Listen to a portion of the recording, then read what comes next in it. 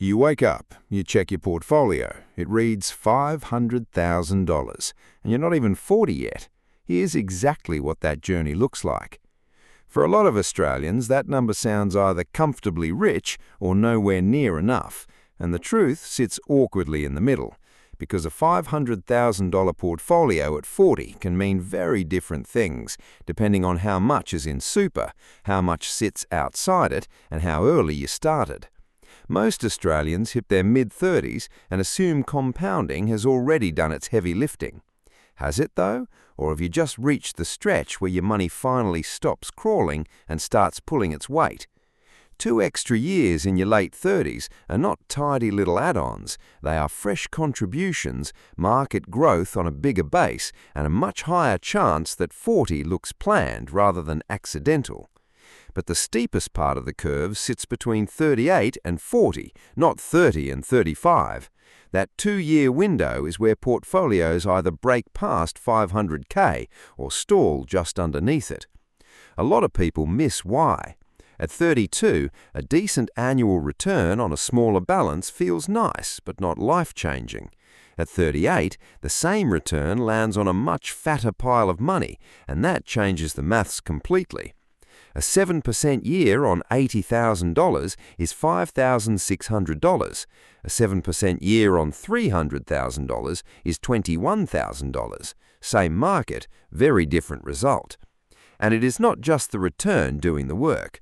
Those last 2 years often stack 3 engines at once: employer super, salary sacrifice if you are using it, and whatever you can push in outside super.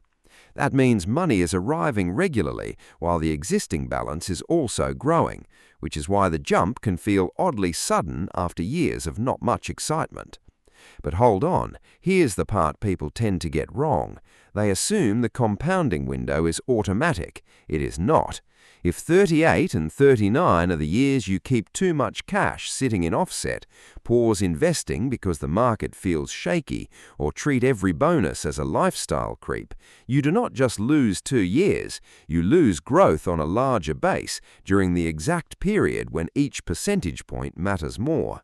That's why late 30s discipline matters so much, not heroic discipline, just boring consistency when the numbers are finally big enough to respond. But there's one catch. 2 portfolios can hit the same headline and leave you in completely different positions. Your super balance and your outside super balance are not interchangeable. Treat them like the same pile of money and you can make a very tidy mess. One pool is locked behind preservation rules, the other can cover a rate rise, a gap between jobs, or the deposit on the next move. Get the mix right, and $500,000 starts behaving like a plan, not just a screenshot. But most Australians treat 500K as a single clean win, regardless of where it sits.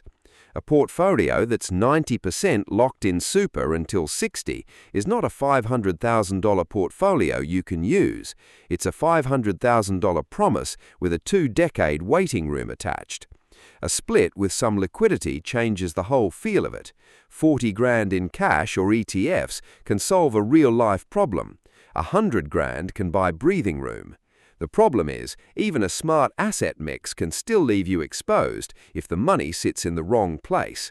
Most Australians with $500,000 at 40 have roughly 70% of it locked inside super and can't touch a cent of it for another 20 years. Take a 40-year-old in Perth with $350,000 in super and $150,000 in ETFs and cash outside it. On paper, that's a $500,000 portfolio. In real life, only $150,000 can cover a busted hot water system, 3 months between jobs, or a chance to buy when markets wobble. That split is a lot more common than people think because super gets built in the background.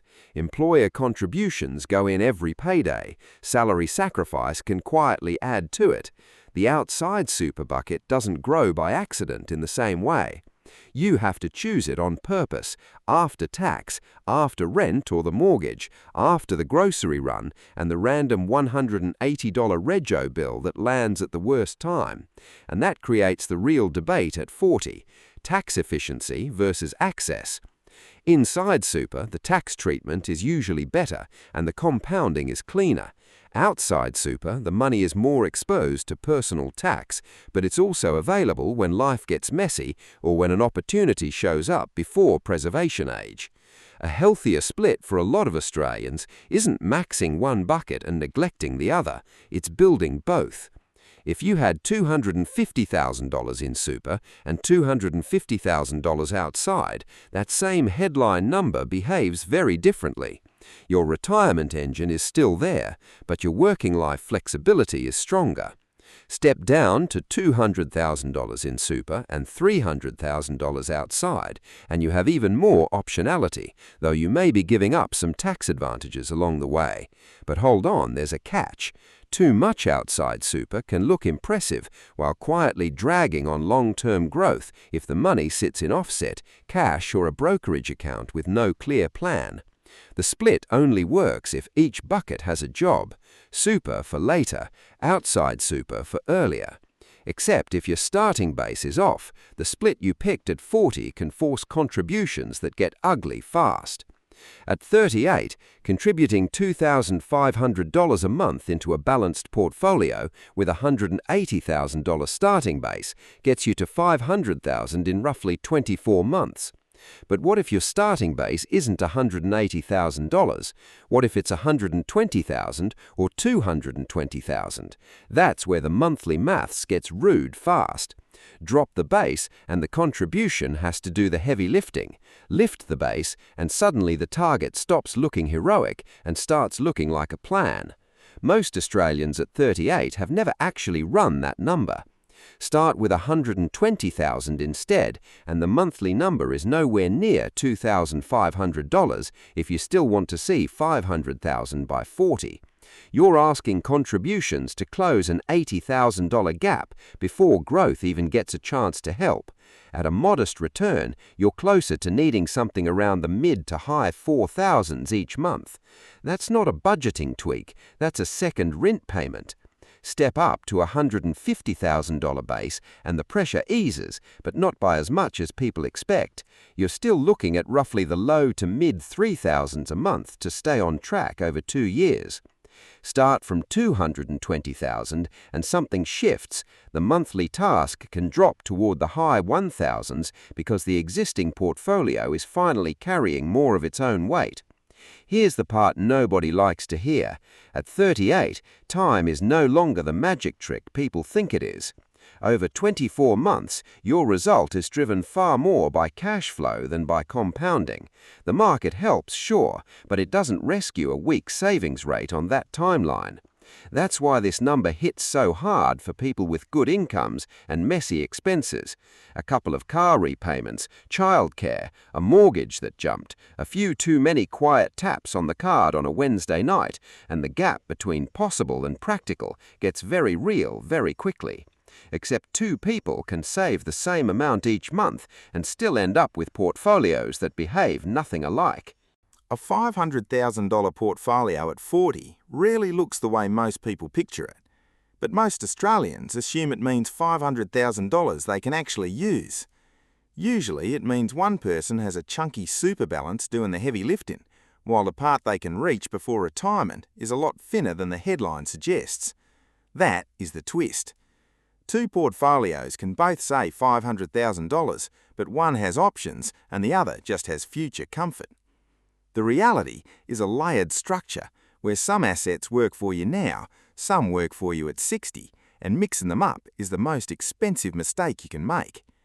A pretty normal version might be $220,000 in super, $140,000 in broad market ETFs, $60,000 in offset, $40,000 in cash, and $40,000 spread across employee shares or a managed fund. Same total, very different behaviour. The super keeps compounding in a tax-friendly environment. The ETFs give you liquidity and dividend income. The offset quietly cuts mortgage interest without sending you a flashy statement, and the cash is there because real life has terrible timing. That mix matters more than people think. An ETF portfolio can be sold in a few days. Cash is cash. Offset money is not technically an investment return, but if your mortgage rate is high enough, it can beat what a savings account gives you after tax, which is a fairly annoying detail if you like neat labels. Employee shares add another wrinkle because they can look fantastic in a bull market and far less diversified than you realised when one company starts driving too much of your net worth. And here's where the numbers get more honest. Someone with $500,000 made up of $300,000 in super, $150,000 in ETFs, and $50,000 in cash has a very different level of flexibility from someone with $500,000 made up of $420,000 in super and $80,000 sitting outside it. Same milestone, different life. However, that flexibility can vanish the moment one asset looks rich on paper but will not actually fund your life. Two Australians both claim a $500,000 net worth at 40. One has $500K in ETFs and super. The other has a house in Newcastle worth more on paper than it did 3 years ago, but most of that gain is trapped behind a mortgage, selling costs, and the small detail that you still need somewhere to live. Same headline number, very different reality. The other has $380K in home equity and $120K in investable assets. Same number, completely different futures. That is the mortgage trap in one line. Home equity can make you feel rich without making you liquid. You can't use the kitchen benchtop to pay for a Tuesday rego bill, and you can't sell off the spare bedroom the way you can sell $5,000 of an ETF parcel.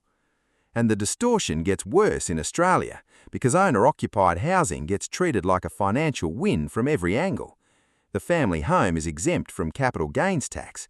It's ignored by the age pension assets test in many cases. Banks are happy to lend against it, so people start counting it as if it does the same job as a portfolio. It doesn't. A paid-down mortgage improves your balance sheet. That matters, but a balance sheet and a cash flow engine are not the same thing. One lowers your housing cost over time. The other can fund life before retirement, absorb a job loss, or cover a bad year without forcing a refinance. Here's where the numbers bite. If $380,000 of your wealth sits in home equity, accessing it usually means one of four things: sell the property, downsize, redraw, or borrow against it. Every one of those comes with friction, agent fees, stamp duty on the next place, higher debt, repayment risk, sometimes all four at once. What if the real problem is not your mortgage at all, but the balance you assume is quietly carrying you? Most 40-year-olds in Australia assume their super is quietly doing the work, but the average balance at 40 sits well below $200,000, meaning the gap between where most people are and where they need to be is bigger than they think. That tracks with what we typically see. People on decent salaries making employee contributions every year, then opening the app and realising the balance still looks more like a start than a finish. The contribution rate alone won't close it in time.